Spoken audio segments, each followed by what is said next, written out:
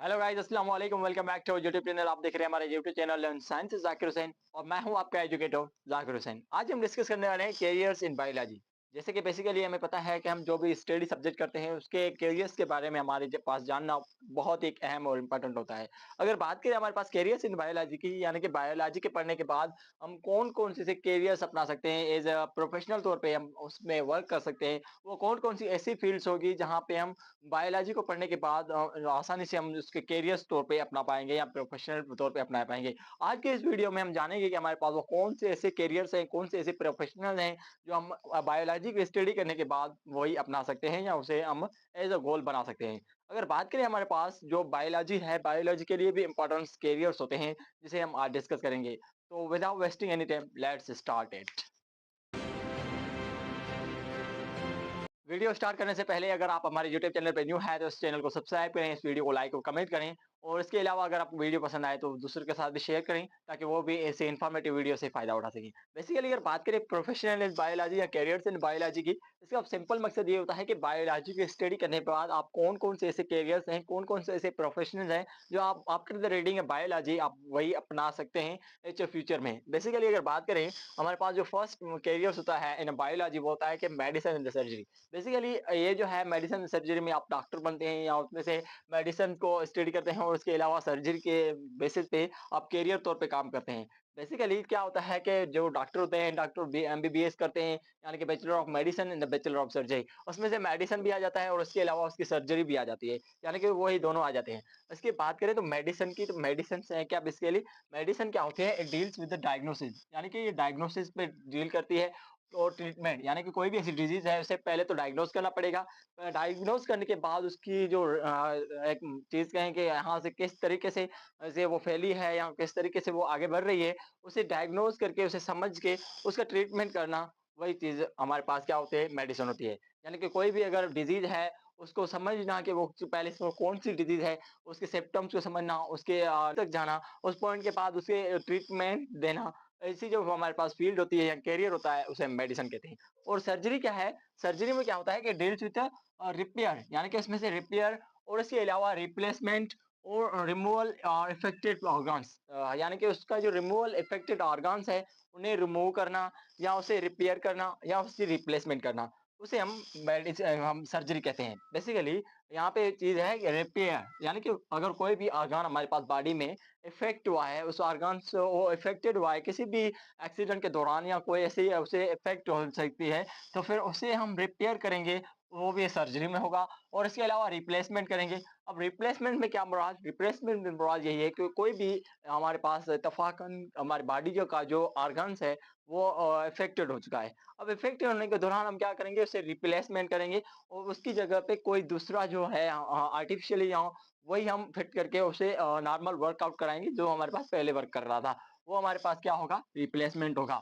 अब removal of affected organ, अब क्या होगा, रिमूव करेंगे। अब अगर कोई भी ऐसा ऑर्गन्स है, मिसाल के तौर पे हमारी जो इलेक्ट्रिसिटी शॉक की वजह से मेरी जो आर्म्स है वो अफेक्टेड हो चुकी है। और वहीं पे क्या करेंगे, जो उसे रिमूव कर देंगे जो अफेक्टेड पार्ट होगा, क्योंकि अगर आधी आर्म्स जो है वो काम नहीं कर रही, वो अफेक्टेड है, तो फिर वही जो है दूसरी आर्म्स यानी कि वो जो बकाया बचा हुआ आर्म्स का हिस्सा है उसे भी इफेक्ट कर सकती है। तो वहीं पे हम क्या करेंगे, उसे मुकम्मल तौर पर रिमूव करेंगे और वो जो होगा हमारे पास इफेक्टेड ऑर्गन होगा। हम उस फील्ड को, इस कैरियर को सर्जरी कहेंगे।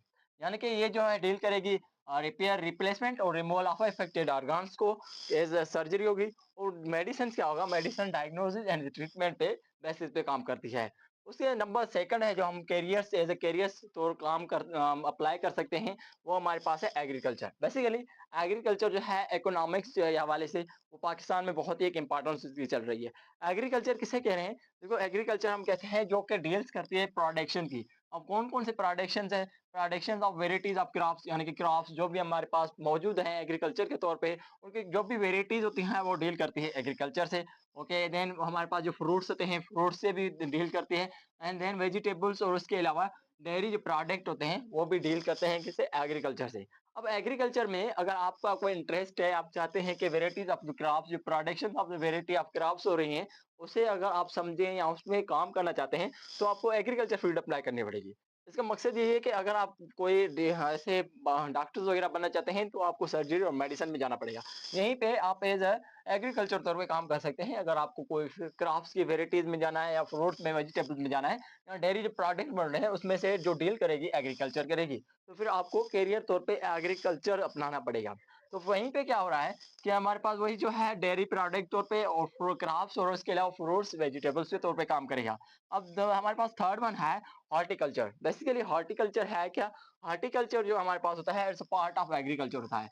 यानी कि वो है हमारे पास एग्रीकल्चर का ये पार्ट होता है। अब एग्रीकल्चर का जब पार्ट है तो वो काम किसे करता है? Work is carried out for development of new varieties of plants.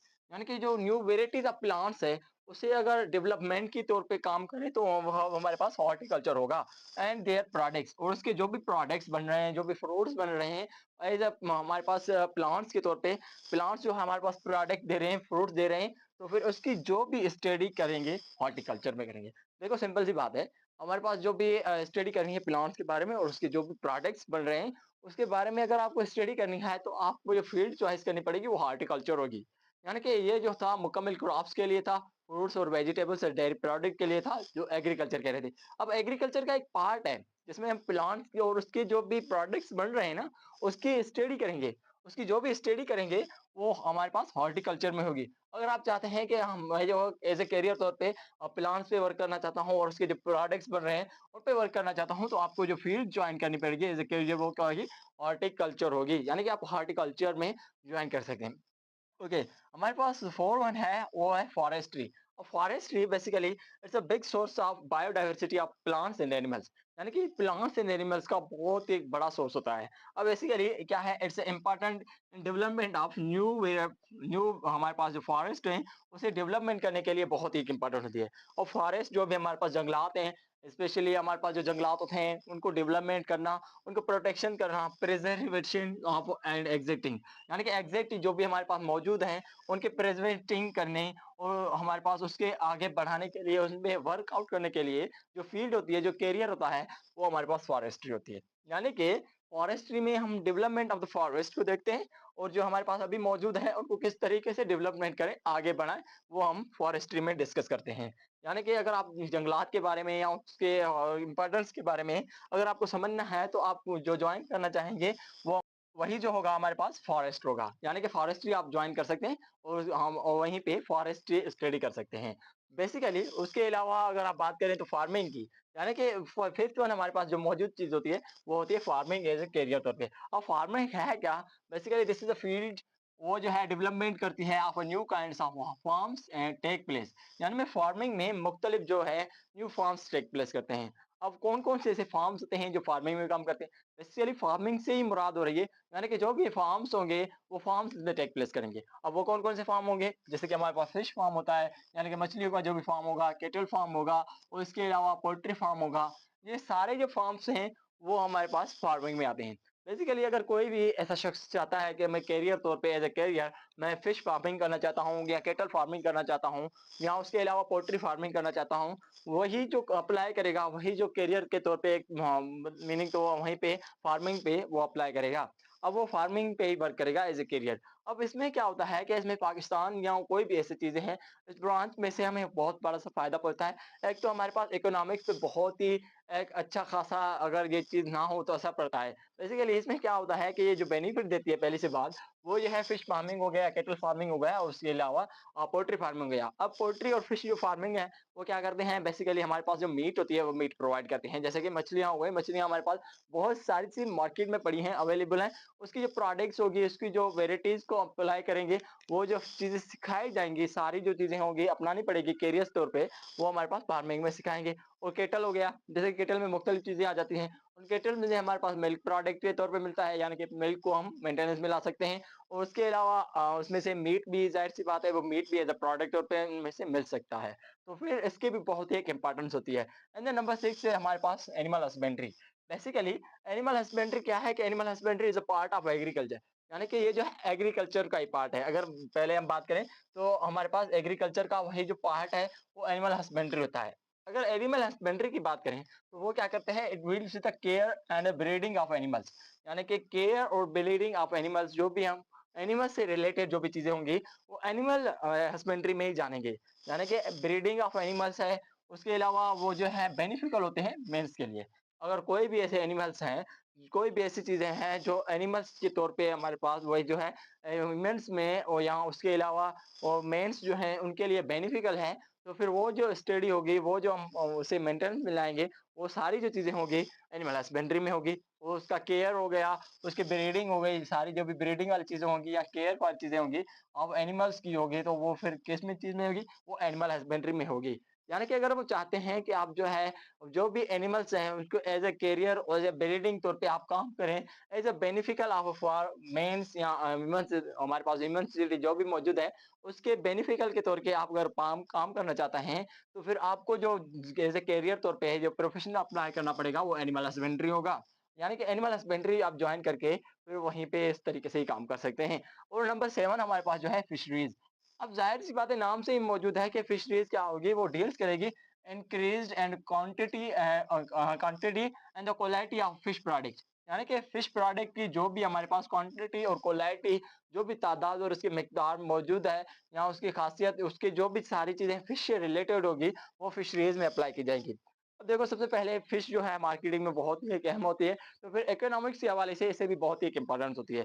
इसमें क्या होता है कि फिश से रिलेटेड उसकी क्वांटिटी और उसकी क्वालिटी दोनों को बैलेंस में रखना इनकी बहुत ही एक ज़िम्मेवारी होती है। अब वो जो भी बंदा चाहता है कि मैं जो फिशरीज़ के तौर पे एज़ अ करियर तौर पे इसे अपनाऊँ, तो फिर उसे वही चीज़ें जो मेंटेनेंस में लानी पड़ती हैं, फिश को quantity and the quality of a fish product. यानी कि फिश प्रोडक्ट को मार्केट तक बहुत ही एक स्पेशल क्वांटिटी और क्वालिटी के स्पेशल क्वालिटी के साथ उसे लाना, वो जो होता है फिशरीज़ में करियर होते हुए काम होता है। यानी कि उसमें फिश से रिलेटेड उसकी क्वांटिटी और क्वालिटी को देखा जाता है। एंड नंबर 8 हमारे पास जो मौजूद है वो बायोटेक्नोलॉजी मौजूद होती है। बायोटेक्नोलॉजी अभी फेमस से फेमस जो है वो बायोटेक्नोलॉजी होती है। अब रिसेंटली जो सर्चेज़ वगैरह हो रही है, रिसर्चिंग जो भी हो रही है, वो बायोटेक्नोलॉजी के ऊपर हो रही है। अब बायोटेक्नोलॉजी है क्या? Biotechnology is a very important होती है। बेसिकली हम बताएँ हैं हमको आपको तो कि वो बहुत ही एक इम्पोर्टेंट होती है। और उसके अलावा ये जो है सेंसिटिव प्रोफेशनल और फील्ड होती है। यानी कि वो बहुत ही एक हसास होती है। अब इसमें क्या होता है कि वो जो डील्स करती है, किससे डील करती है? Manipulation of gene to produce a valuable chemical products. अब बेसिकली मैनिपुलेशन ऑफ जीन से मुराद यही है, तो मैनिपुलेशन ऑफ जीन हम कहते हैं कि इंसान के बेनिफिट के लिए, फ़ायदे के लिए उस जीन को हेरफेर करके उसमें कोई भी केमिकल रिएक्शन या कोई भी ऐसा केमिकल करा के उसे इंसान के फ़ायदे के लिए इस्तेमाल किया जाए। बेसिकली वो जो है हमारे पास केमिकल प्रोडक्ट बनते हैं, मैनिपुलेशन ऑफ जीन करते हैं और वैल्यूएबल होता है बहुत सारी चीज़ों के लिए। यानी कि हमारे पास जो मैनिपुलेशन ऑफ जीन है, मैनिपुलेशन ऑफ जीन का सिंपल मकसद यही है कि जीन को हेर-फेर करके, जीन में थोड़ी-सी तब्दीलियाँ लाके, उसे इंसान के लिए फ़ायदेमंद बनाना, उसे इंसान को फ़ायदा पहुँचाना, उसे मैनिपुलेशन ऑफ जीन कहा जाता है। अब वहीं पे क्या होता है कि मैनिपुलेशन ऑफ जीन को बायोटेक्नोलॉजी को हम जैसे कहें तो यूज़ करके हम बहुत सारी सी चीज़ों को बनाते हैं। जैसे कि हमने इंसुलिन को बना लिया है, उसके अलावा ग्रोथ हार्मोन, जो भी ग्रोथ हार्मोन्स हैं, उनको हम बनाया है थ्रू द बायोटेक्नोलॉजी के तौर पे। और इसके अलावा हमारे पास जो वो चीज़ें हमने पाई हैं या ली हैं, वो हम बैक्टीरिया से लिए हैं। और इसके अलावा कुछ अदर्स ऑर्गेनिज़म्स हैं, जिनसे हम बेनिफिशियली तौर पे काम कर रहे हैं। यानी कि उसकी जो मैनिपुलेशन ऑफ जीन है, उसे थोड़ा-सा तब्दील करना पड़ रहा है। ओके, ये था हमारा आज का लेक्चर। आई होप आप लोगों को पसंद आया होगा, अगर पसंद आया हो तो लाइक, कमेंट और शेयर ज़रूर कीजिएगा। मिलते हैं अगली वीडियो में, तब तक के लिए अल्लाह हाफ़िज़। Thank you so much.